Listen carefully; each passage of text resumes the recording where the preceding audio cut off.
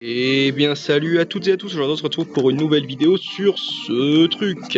Alors qu'est-ce que c'est? C'est tout simplement un laptop que j'ai coupé en deux, c'est-à-dire que j'ai enlevé les charnières, donc là ici normalement on est censé voir les charnières de chaque côté, voilà, mettons-nous au bon endroit, alors là normalement vous voyez pas terrible, mais voilà, donc ici de chaque côté il y a les charnières.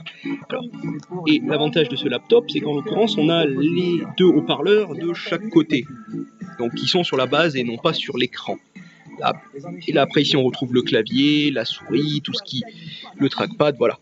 Et on trouve également ici sur le côté quand même toute une sélection de ports. Donc attention, je vais essayer de faire le point. Donc là je pense que vous verrez pas terrible.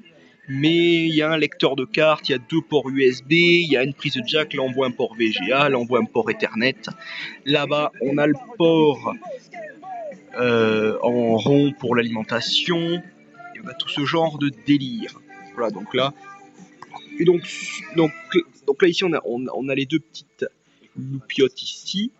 Et puis là après en dessous c'est un laptop classique. Donc là on a l'emplacement pour le disque dur de 500 Go. Là on a l'emplacement pour la RAM, il y a 4 Go. Là ici il y a une licence de Windows, faites-vous plaisir de la copier si vous voulez, il n'y a pas de problème. Je vous la rapproche un peu. Attention. Voilà. Parfait. Faites-vous plaisir, mettez en pause, faites ce que vous voulez. Voilà. Et donc cette machine actuellement, elle tourne sur, comme vous pouvez le voir, sur Windows 10 Home 1809. Alors ça n'est pas une LTSC, c'est un truc que j'avais installé à la base.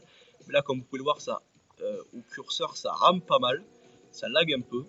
Et là, je vais vous montrer l'utilisation processeur, RAM et puis tout ce genre de délire. Vous allez voir qu'il y a des trucs qui vont pas.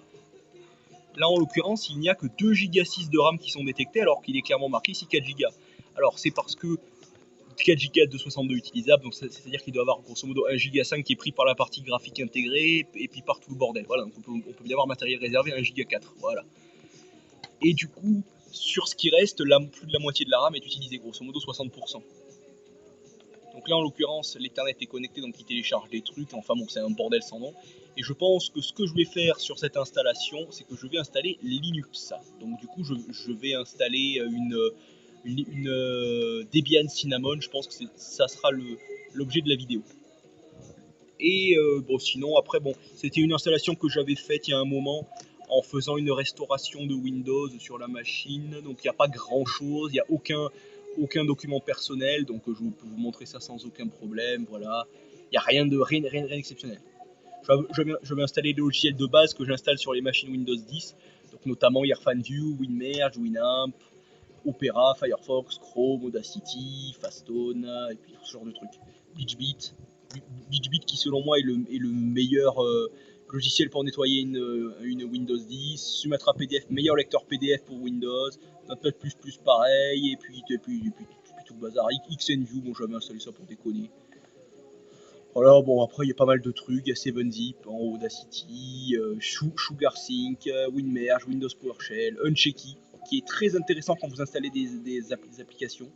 C'est un petit applicatif, en fait je vais vous montrer ça assez rapidement, qui vous permet de décocher toutes les cases par défaut quand vous installez un programme. C'est-à-dire que là en l'occurrence, aucune case n'a jamais été décochée parce que j'en ai jamais eu besoin.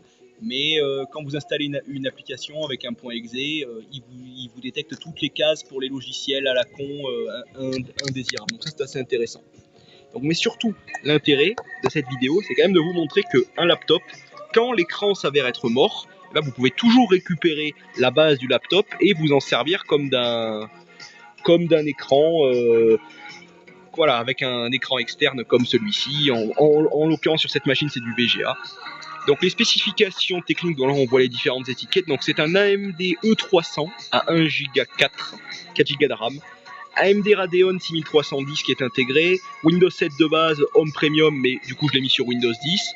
Et également, nous avons aussi sur cette machine du Wi-Fi BGN, pas de Bluetooth, et du Ethernet, Fast Ethernet. Alors ça c'est assez étonnant sur les MDE1, on n'a jamais d'Ethernet gigabit. Ça c'est quelque chose que j'ai remarqué sur les E1 et sur les E qui sont sur les E400 machin, 300 et machin qu'on a avant. Il n'y a pas d'Ethernet gigabit, c'est toujours du Fast Ethernet. Alors je sais pas s'il y a une limitation ou si c'est tout simplement que les machines ne permettent pas de faire mieux, je ne sais pas. Je ne sais pas. À la rigueur, je ne veux pas savoir. Donc là, vous voyez mieux les ports à la rigueur. Donc sur ce, je vous dis salut à tous et à la prochaine pour une nouvelle vidéo sur laquelle on va avoir du coup un tutoriel d'installation de Debian Seed.